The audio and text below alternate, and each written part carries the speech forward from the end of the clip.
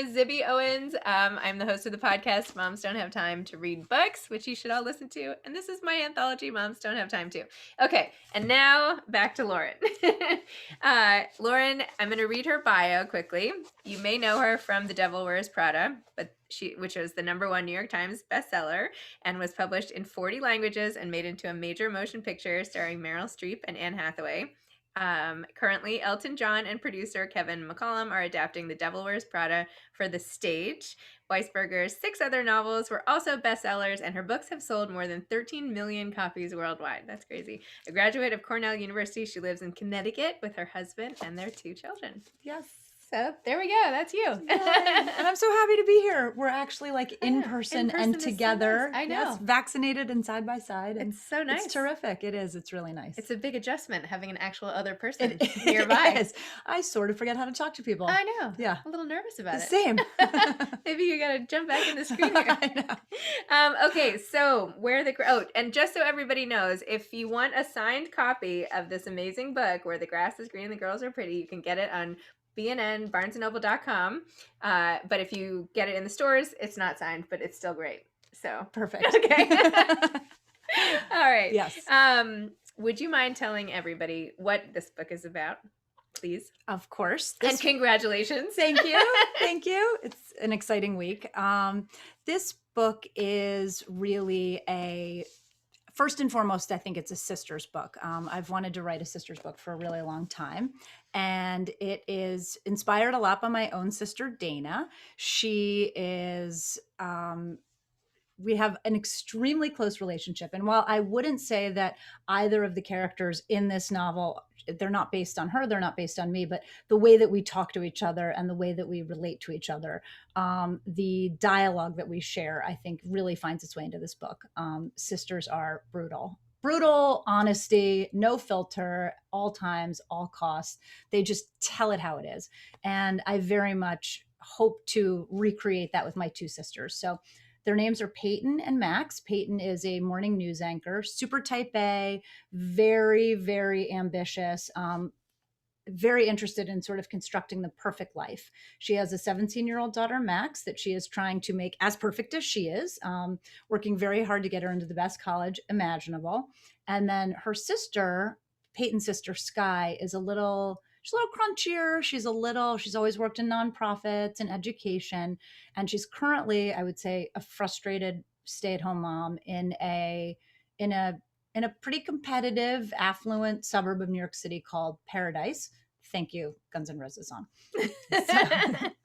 I love how you described Sky's room, by the way. Like, that's all you needed to know. It was like the rope chair and like the headboard and the pillows. And I don't know, I can't remember the exact details, but it painted the picture like perfectly. Like, I understand who this woman is, like just by how. Yes.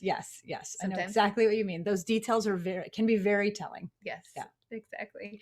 Yeah. Well, the thing about sisters, though, in this book, there was a lot of debate on, is there a limit to the love? Like, I feel like, so Peyton has this secret that she doesn't know if she should tell.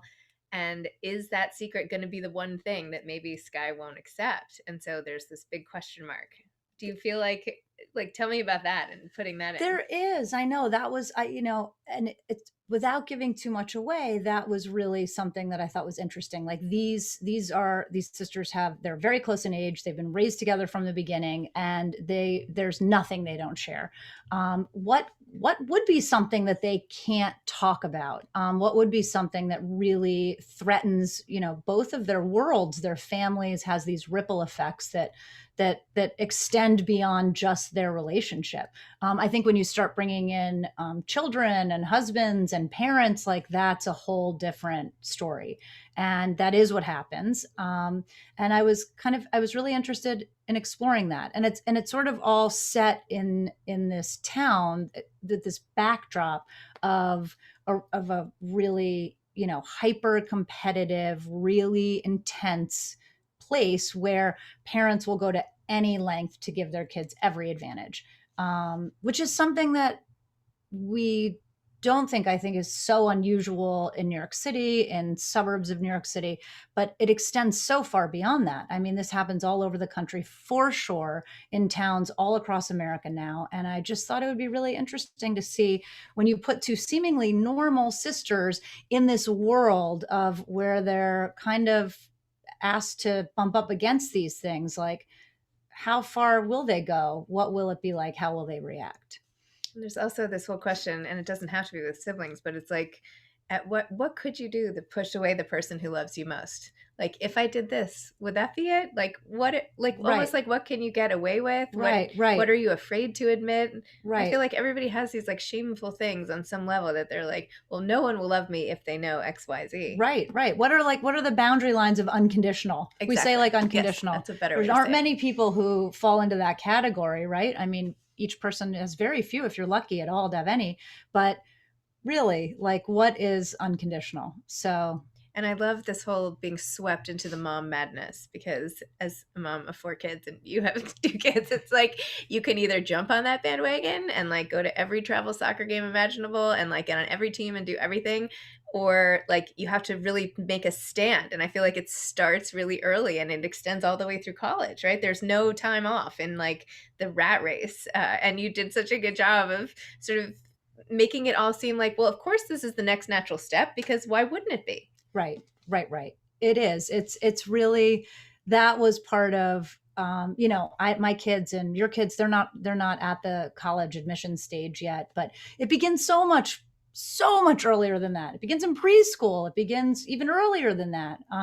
And it's really, it like makes you question. It makes you kind of wonder, like, are we doing the right things for these kids? And I am not exempt from this. I spend like my entire life that I'm not working or writing, like driving children to activities and like helicoptering their lives while questioning whether I'm helicoptering their lives too much. It's hard to know. It's a balance. You want to give your kids, you want to expose them to all the things you can, and you want to give them every possible advantage, but when is it too much? And that was something that I really thought about in this book. I think when you have a situation like this whole the college admission scandal, the varsity blues scandal that we all watched unfold, and Yes. and you have a situation where somebody's going to put your kid, your kid on a rowing machine and take pictures of them as a rower, and they've never rowed a day in their life. We can all say that's not a good idea. This is unethical and illegal, and that's just not the way to go.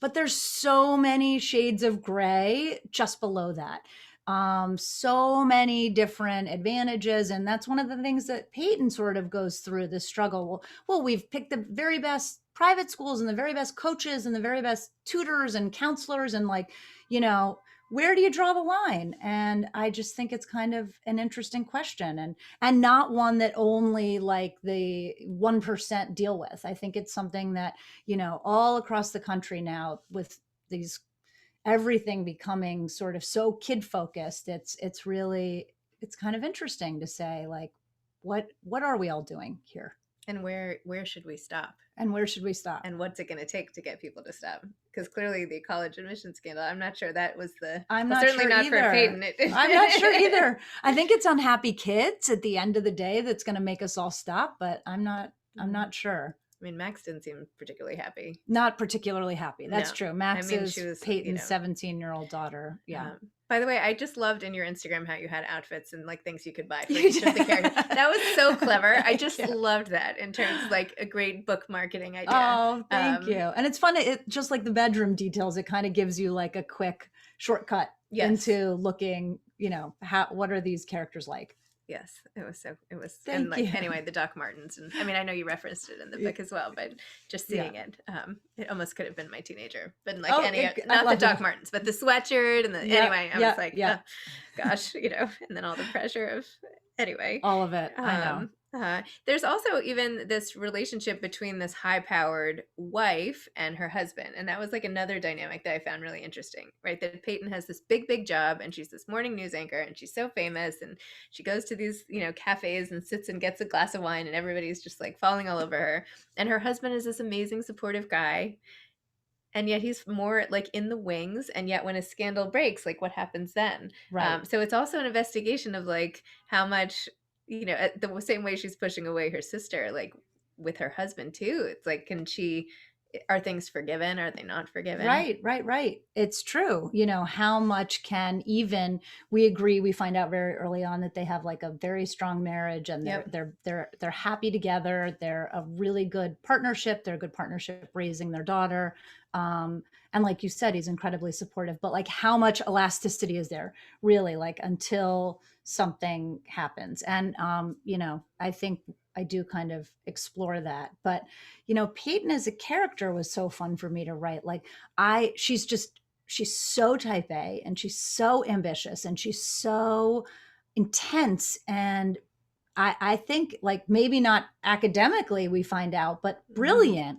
And I'm in awe of these, you know, like news anchors who do this. You know, I've said it before, but like I am bordering on obsessed with them and how they go into this, you know, this studio every day. And, you know, I get like nervous on Zoom, but like they go into a studio and they have like an earpiece in and they're saying to themselves, like, news is breaking and they have to process it and distill it for tens of millions of households that are watching them live.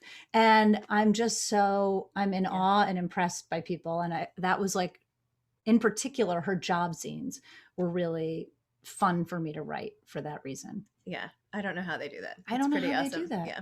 It's But you also root it in like great conversation skills, because even when you show these scenes where in college, like Peyton and Sky will go to the professor's house and Sky's like very shy and socially awkward and was afraid of her sister, what she would say, and yet she can go in and start talking about the dog, or, you know, I won't even reference here the other things that they were talking about. It's a little X-rated. You just can't. Yeah, I just won't. But just that she has a way of putting everybody at ease. Yes. And that has nothing to do with where you go to school or who you are. And in fact, it's almost like the major point of the book, and not the major point, but one point is like, all these things do not matter. It's who you are. Absolutely. Can you talk to people? Can you find out like what's new with this person, or what makes them tick, or how's their dog, or I don't know. Absolutely. And that's nothing that anyone can teach, and it doesn't matter who you bribe to get into what school. Nope, none of that matters at all. And in these, and it's the kind of irony of this, again, without giving too much away, is that these two sisters like completely, you know, one went to like a very prestigious school, the other struggled a whole lot with her education, and like they took this crossover and like in adulthood where they ended up in sort of opposite ways than one would expect based on this background. But you know, it is interesting. It like these Peyton's extra, I guess it's just like her extroverted personality, like you said, that like comfort and ability to talk to people, to walk into a room, to talk to anyone, to find a common ground, is a special skill that will take you much further than all of that. I'm hoping as all of our kids get older that everybody agrees that it doesn't matter where people go to college. Right. Do you know what I mean? Right. Like if everybody just said, okay, forget it, you know, there'll be great educations in a million places. And even if it's not so great, like that everyone's going to be just fine. Yeah. If you have the right values and whatever. Yeah. Agreed. I know. So tell me about coming up with the idea for this, because you've had all these amazing books and you just keep coming up with interesting plots. Where did this idea even originally come from? Like, where did the characters come from? Like, was Peyton fully formed in your mind?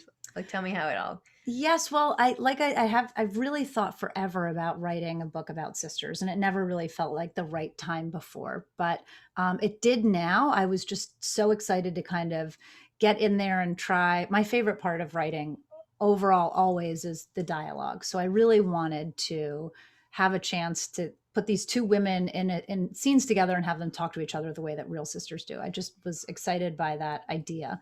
And then, you know, but the challenging part of this one was that I did touch upon the college admission scandal. And for a while I had written the whole first draft, essentially, where the husbands were the one who were sort of making all of the decisions and taking all the actions that were having these ripple effects for everyone.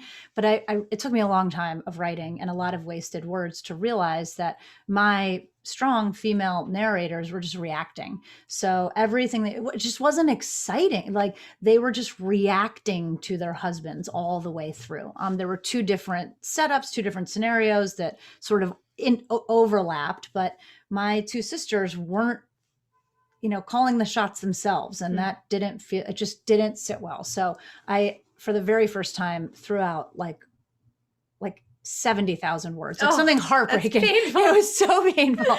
And I tried every which way to not do that, because I'm someone that, like, if I have to cut a paragraph, I like keep it tucked off to the side to like bring Yep. it back, because it helps your word count, Yep. bumps it up. I don't want to lose anything. Yeah. So that was really painful. But Wow. once I sort of realized that and did a course correct, it felt so much better. These women do not always make the best decisions for themselves or for their families, but I feel like it's more authentic. It's real. They're making these calls. They're determining their futures for better or worse, and they're dealing with the consequences. And it just, it felt much better to me at the end of another 70,000 words. Oh. How many words were in the book when you finished? I don't know what we got edited down to, but I think it's about 110,000. Wow. So oh my gosh. it was close. Oh my gosh. That's I know. a big percentage. It was, And but a good learning. What does your writing look like? Like, where do you sit and do it, and how long do you allocate each day, or like, what's your whole process like? It used to look like much sexier. It was much more like I could write all night, pre-kids, right? I could write all night and sleep all day and work from kind of anywhere. I was much more flexible about like where I could work. And then I had kids, and that all went to hell. And now it's very much, I work around their schedule. So I have an office in our house. Sometimes I have an office outside of our house, but now I have an office in our house, and I work when they're in school, which just pretty basic, but it's very much, it is like a very set time. And it's nice to know, like, it helps you not procrastinate. I guess if I'm looking for silver linings, I'm not, it's not in my nature, but if I'm looking for silver linings, I will say that, that like the second they walk in that door, we're waiting for yours to walk in that door. The second they walk in that door, it's over, it's just done. And it doesn't even matter if the activities, the snacks, the in, the out, the mom, the where's this, like that sort of carved out concentration time is done. And I think that's probably what made it, really hard to write this during the pandemic. They were home all the time. So it was a little more challenging, but in normal times, I get everyone off to school, and then I try to sit down, and I aim for, 800 to 1,000 words a day, 5 days a week. And it doesn't always happen. And sometimes it takes 2 hours, and sometimes it takes 6 hours, but it's very much like a job. Sit down, get the words done, and move on. And don't read what you wrote the day before. You'll get nowhere, I think. Because then you start wanting to edit it. You start rewriting, and you're just like, finger on the delete button. Your sentences are just disappearing, and it's the wrong direction. So I try very hard to not do a lot of back reading until I have a first draft. That's good advice. So that's very good advice. It's born out of necessity, because otherwise it's just write, delete, and you're going nowhere. So a lot of authors I've spoken to have said that after they have like a big success, it becomes actually even harder to write subsequent books, and that the pressure is like mounting. How will I ever top that, or something like that? Do you ever feel like that with Devil Wears Prada, where you came out of the gate so strong, and you're like, oh no, what if I can't do it again?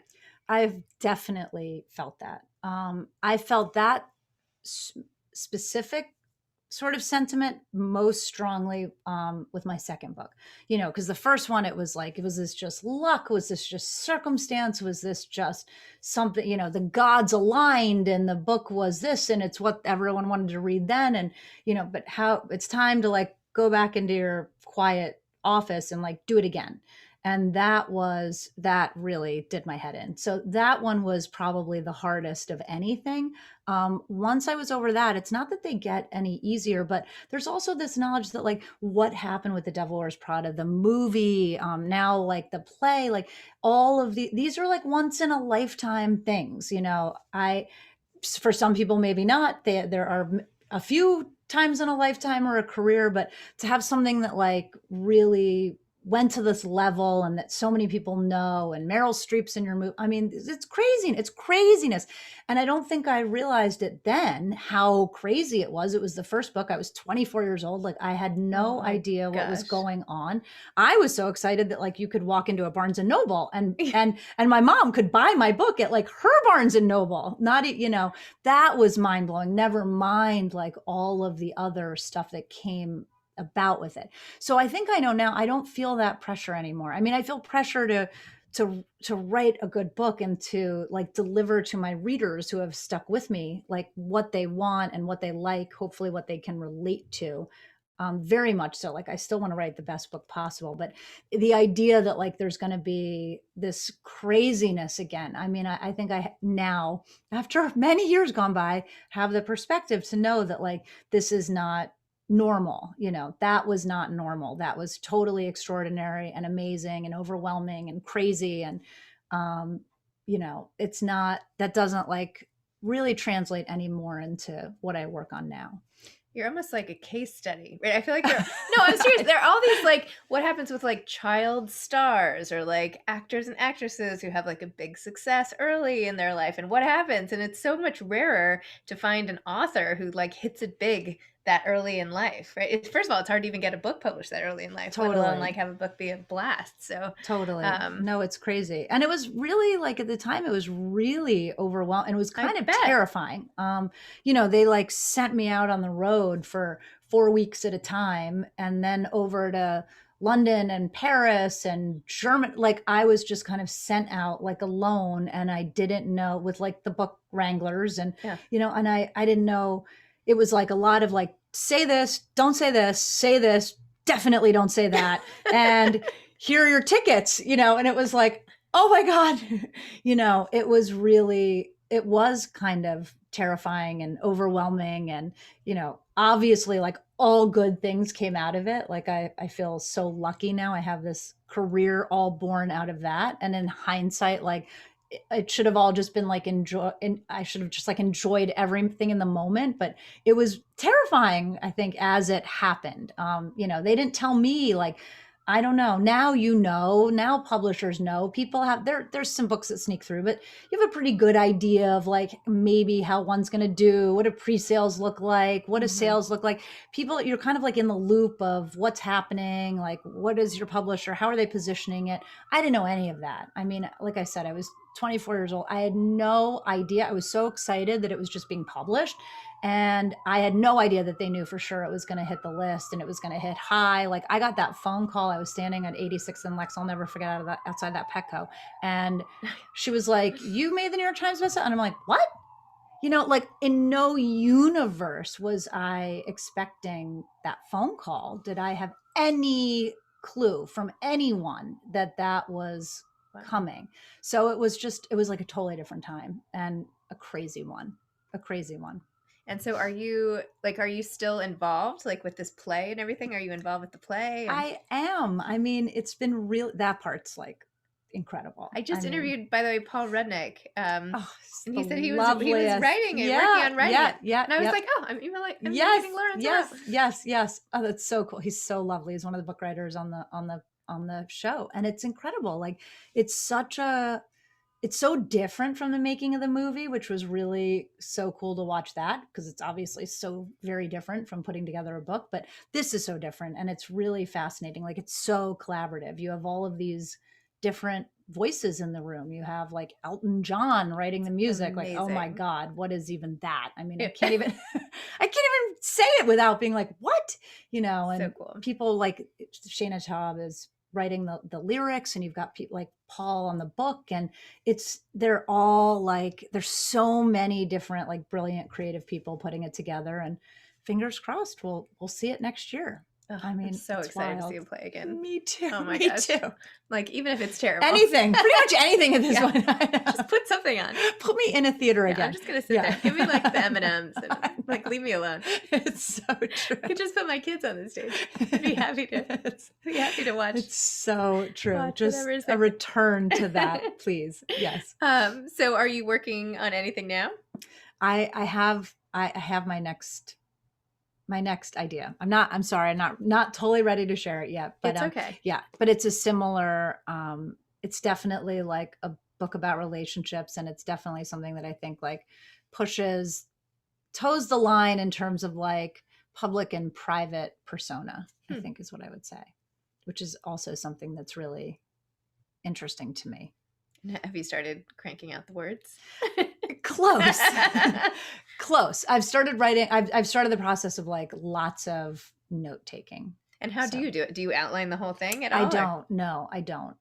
Typically, I try to break it into chapters, and do like a note cards worth of notes about like what I would like to see in each chapter. I guess that's outlining. I don't know. I guess when you say outlining, I don't outline the whole thing. It's not very detailed, and I don't know how it's going to end exactly. Although, you know, it's going to be a happy ending. It's always a happy ending. It's always a happy ending, but it's not, you know, hopefully it's not like tied up in the way, like in a way that's like easy to predict. I mean, hopefully like a surprise happy ending where these characters kind of find their way at the end. I just read a book with the saddest, most awful ending. You did? Yeah, I know. And when I interviewed the author, she was like, I like to write unhappy endings. And I was like, okay. I'm just going to go over here and cry now. I know. I mean, I can't stop thinking about it. So maybe it's a good trick. I don't know. I mean, I don't know. Anyway, good to know it'll be a happy ending. It will be. Spoiler alert. It'll be happy. Yeah. Do you have advice for aspiring authors? I do, but it's not like very exciting advice. But, you know, it falls very much into the category of like be disciplined, which nobody ever wants to hear. But I so firmly believe this, and it's how I ended up writing Prada, because I was like working and being young and single in the city, and I was just working on it in a writing workshop, and I needed to carve out time to do it. And for me, like at however old, like that was Friday nights. I stayed in Friday nights. I mean, now I would never go out on a Friday night or any other night practically, but like then that was a big sacrifice, you know, big sacrifice. I'm going to stay in on a Friday night. That is a big deal when you're 24, right? You know, or maybe were you younger? Younger, 23. Yeah. Oh my gosh. I said, I'm not going out. I'm going to stay in and order my one sushi roll and salad, and I'm going to work on this book and get it done. And that was, you know, when you do that, and it's really hard, like for people who aren't professional writers or who aren't under contract or don't have a deadline where somebody's hanging over them for something, all of which I think makes it easier to write. When you don't have that, but you still have a job and a family and all these other obligations, it's really hard to say, I'm going to give myself this gift of like time.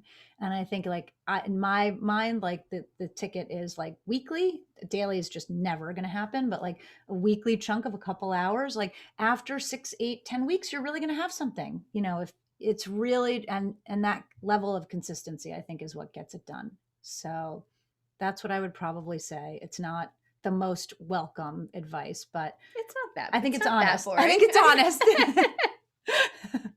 It's honest. It's useful. I mean, you know. I mean, the alternative is like, oh, wait until the inspiration strikes and you're going to cancel everything and like write for a week on end, and then you'll never look at it again and you've got nothing. So I also don't know that that's kind of the way. It's hard to do anything in life that way. It is. Like you're not going to fit it. People can't even figure out when to read a book, let alone write a book. That's exactly right. So as you well know. So I feel like, you know, if you're not putting it in the calendar, at least you have to like have a certain time of day, or you have to, you know, dedicate some mental energy to making it happen, or there's too many other things. It just won't happen. That's exactly right. It's so easy to be distracted. Yep. It needs to be like a deliberate decision.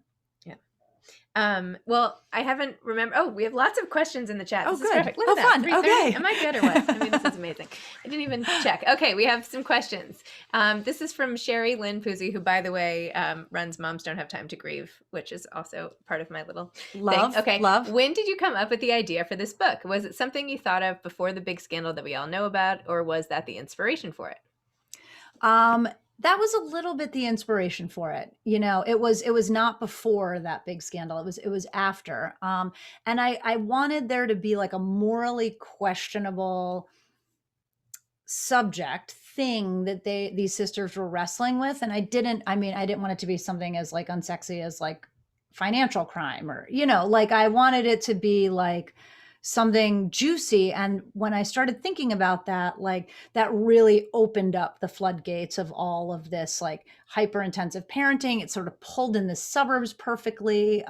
It just all lined up where I could really see, and it doesn't, it's inspired a little bit by that. It doesn't really, that's not the main crux of the book, but it really allowed me to get into all these other areas. So we will not be seeing an insider trading scandal book from you. I don't understand it enough. I'm always like, wait, what did he do and why? Like, I don't get it. Yeah, no, you won't. Okay, Barbara is asking, will you be going on a book tour this year? Oh, I wish. You're looking at it. Woohoo, I'm book in tour! New York. I know. We're together. This is it. I wish. That's one of like I think that's one of the harder parts of this is like you're alone in a room for a year or two, you're working, and like I think one of the best parts is like getting out to meet the readers. The travel, all of that's like exhausting and can be a hassle, but like it's so amazing to actually go and meet the people who read your books and to see their faces when they tell you point blank, oftentimes like a sister, exactly what worked and what didn't for them. Oh boy. But I love that. Like that to me, like when somebody says like, I've read every one of your books and like, I was really disappointed when you made this decision, like that means something to me. I want to hear that like from like an anonymous critic on a website somewhere, not so much, but like from actual readers to like see their face and give them a hug and hear what's going on in their own lives and like connect. I mean, to connect with them. I think we've like grown up together, a lot of us, and that I miss that this year. Zoom is cool because geography doesn't matter. And there's a lot of people who can't come to book events and there's a lot of cities I don't normally go to. And so this is like much more inclusive. And I hope in the future, maybe it'll be some combination of both of those things. But I do miss the in-person this year. Well, I will represent all the readers and say that I've read all of your books. Oh, and I would like to tell you one thing that works particularly well in this book, which is I also do not know how to cut into a pineapple. And so good. Okay. So if there's one thing to take away, I would keep including details like that. Perfect. Okay, there we go. Okay, Carolyn Platt. I imagine people recognize themselves in the characters in your books all the time. What happens when your friends recognize themselves and think that you had them in mind when writing new characters? It's a great question. It's a great question. Club, by the way. Oh, she is? I know. Hi, Carolyn. Hi, guys. Anyway. No, it's a great question. I do like blatantly pull from my own life and from my own experiences and from my friends and family, but I try really hard to do it in a way that's not like, I don't base a character on a friend. It's very much they say something funny. My girlfriends and I will be at dinner talking. We're all like, we're all on a Zoom on a cold January night, like talking about our latest best Amazon purchases. And somebody will say something funny. And I'm like, I'm going to use that. That's perfect. So I don't think it's really with my close friends and family, that's never come up. With the next few layers out, people have said, but they're never right. Like when I'm basing the character, not basing, but like when it's inspired by, like if it's a negative character, they never recognize themselves. Never, never, never. So it's kind of fascinating to me, but I think it's more just like, it's pulling things. It's like hearing somebody says something really funny and I email it to myself, or there's a random discussion or a crazy scene at the soccer field, like where you're like, I can't believe I'm watching this. I can't believe this is happening right now, but it is. And that's great fodder, so it's more like that and less like I am targeting this person and writing their life fictionally in the book. That was perhaps like a little more Devil Wears Prada era, not so much now. Got it. Yeah. Is that how you got the woohoo ladies? Yes. Yes. The woohoo ladies? Like when you're like woohoo? Yeah. Yeah. Or those people you actually knew? Or does that happen? Yes. Well, I mean, don't you think like one of the titles we had flirted with for this book actually like was My Friends Don't Woohoo, and which I sort of love, but there were issues with it for lots of reasons. But I do feel like there are kind of a couple types of women, and there's some that like when they're at the restaurant at the beach bar and the waiter brings a tray of drinks and they're woohoo, they're like woohooing. And then there's like others who aren't. So I feel like it's a thing. I think I have an occasional woohooer. An occasional woohooer. I do it more in writing, like woohoo. Right. But maybe not in. Yeah, maybe it's not hard for me to bring it out. Right. Something to think about. Yeah, something to think of. So wait, speaking of titles, did you have to get permission to use this title? No. In a work of art, you can use copyrighted things. I'm sure there's lawyers who know more about this than I do, but that's my general understanding. That's why you can use Prada.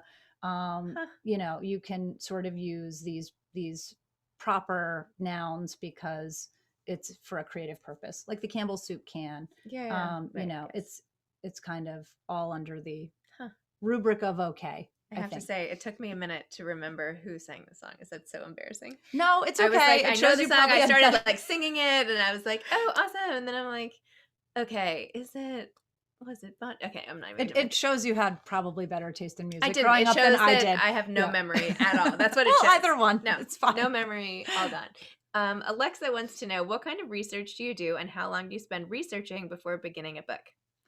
That's a great question. I think it really depends on the book. So I've written books before. The Singles Game was incredibly research heavy. That I did a lot of research. I went to tennis tournaments everywhere.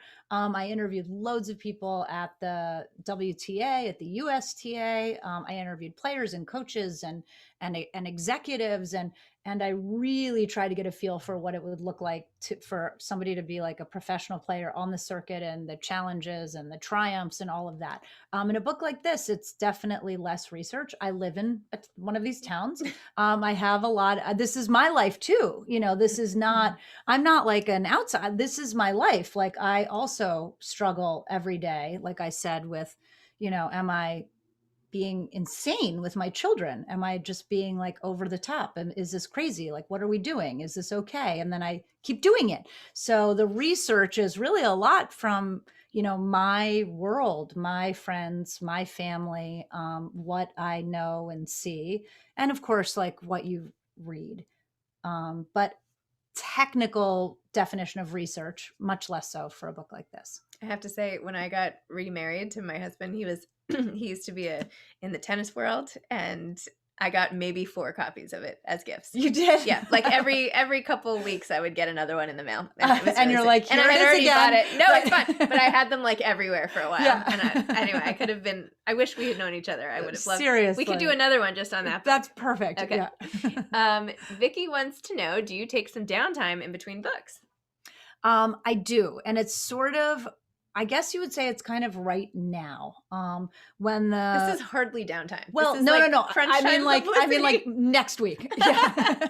Next week. Sort of like when the publicity stops, before I start writing again a little bit. So I'm thinking this summer. But there's also like a weird window, and it's one that like gives me intense anxiety. But like when you get the heads up from your editor that like the book is closed, it's shut, it's done, it's off to the printer, the file has been sent, and it's like, oh, I'm so happy. I'm so terrified. I hate it. It's so bittersweet. But in that period, you're talking about other things like marketing and publicity plans, but like there's no more actual like writing, editing, like the work of that is finished. So that feels a little bit like a break to me also. Okay. We'll give you that. Yeah. Barnes and Noble wants to know, was it different writing a teen character instead of an adult? It was. That was from Anna. Yes. It was very different. I had never written from the perspective of a teen before. And Max she's 17. She's strong. She's confident. She's super bright. She's quirky. She knows her own mind, but she's also the product of like a very intense family. And like, what is that going to look like for her? I thought it was interesting to kind of see, like, we've all had time periods in our lives. I mean, it's not necessarily high school or college for everyone, but like a period of time where you really desperately want it to be over. And it honestly might be the last year for everyone. But like, you're really just like ready to leave it behind and move on, like focus on what's ahead, focus on the future, and I got so excited by the idea that like her whole life was ahead of her. That feeling, it's like hard to almost go back to and remember, but like, and I don't even know if we appreciated it when we were there. I feel I like don't that think was we really did. overwhelming. I You know, agreed. like you didn't know, you didn't have any it of these wasn't like- answers to these yeah. questions of like what your life was going to look like at all. But yet there was like all this possibility. Like, so that was really cool. The technical parts of writing a teenager were challenging. Like I had to invoke my 17-year-old niece all the time and call her up and be like, are we TikToking? Are we snapping? Are we? And she's like, oh, you're so embarrassing.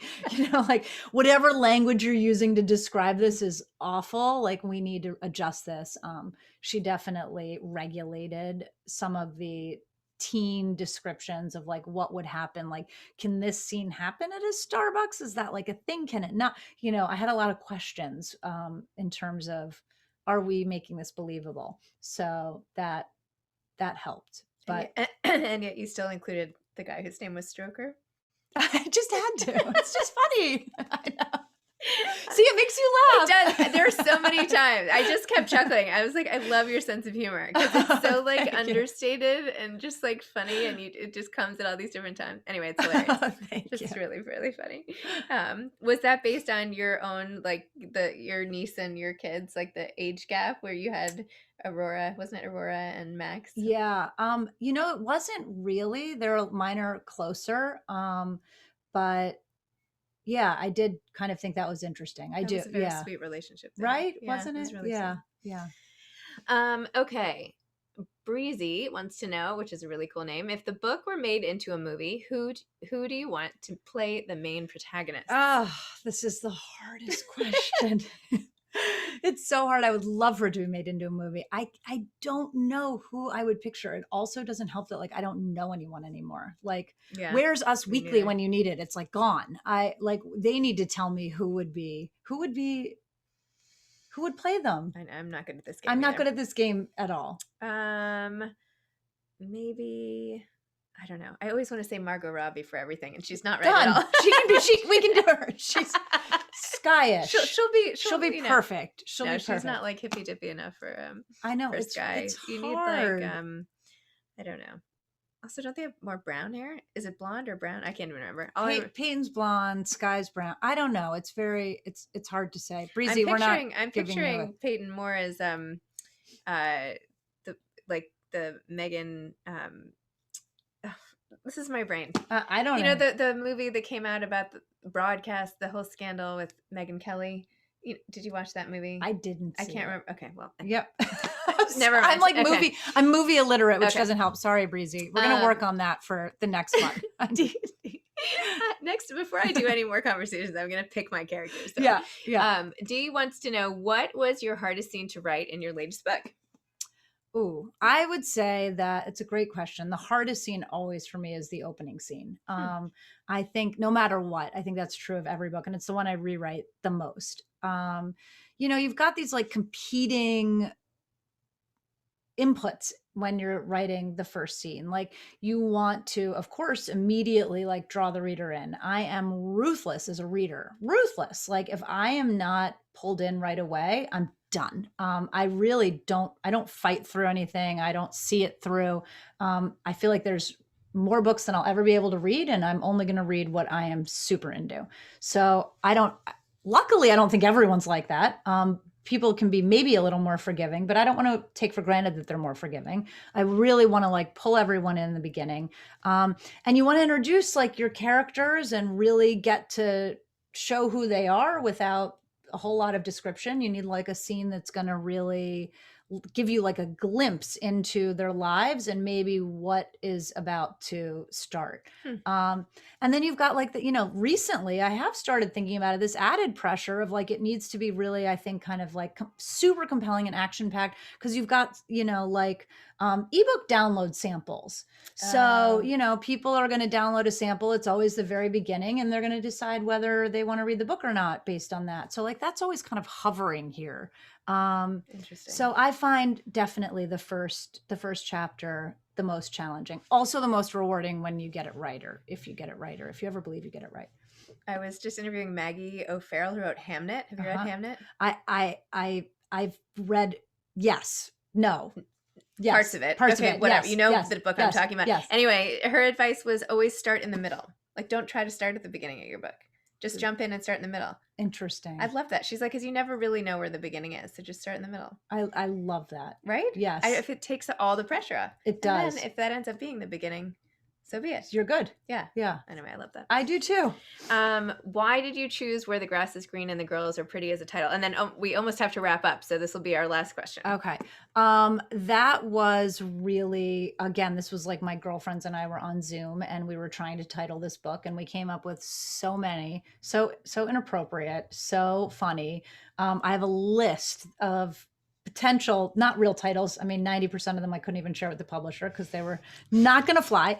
But we were having so much fun with it, and we then just like moved into song titles. And of course, we went straight back to the 80s because this is the soundtrack of our adolescence, and that just, you know, I love Guns N' Roses as much as the next girl. I wouldn't say that I'm like the biggest fan on earth, but I love the song. I love that it's so catchy and you can sing it in your head. And I love that it also happens to actually describe what's going on in the book. Yes. You know, I renamed the town Paradise after this. And I just think the whole kind of package, it's like odd that, you know, Guns N' Roses brings us to the suburbs, but they sort of did. I'm surprised it's not green. I know. We thought about it, but yeah, just didn't work. No. Yeah. Yeah. Okay. Yeah. I could have used a green, but anyway. Right. You could have used a I green. know. Yeah. There's a lot of red looking around here. Yeah. Well, Lauren, thank you. Thanks Sibby, for doing this. thank This was so fun. This was so much Barnes fun. and Noble, thank you for letting me like barge in on Lauren's We day here. loved this. Love this. Thanks for having us both. Everybody out there, thank you for watching. Yes. Go get the signed copy of Where the Grass is Green and the Girls Are Pretty at barnesandnoble.com, or go pick up your regular, unsigned, but still amazing copy at the stores. They'll be everywhere. Perfect. Go get them. Love it. Thank you guys for tuning in. And Zibby, thank you so much. This was You're welcome. so much fun and refreshing to be in person together. It was so nice. Loved it. Okay. Yeah. All right. But now I can't turn you off. Now you're still here. I'm Just still kidding. here. I live here now. FYI. Yeah. All right. Bye, everybody. Bye. Thanks.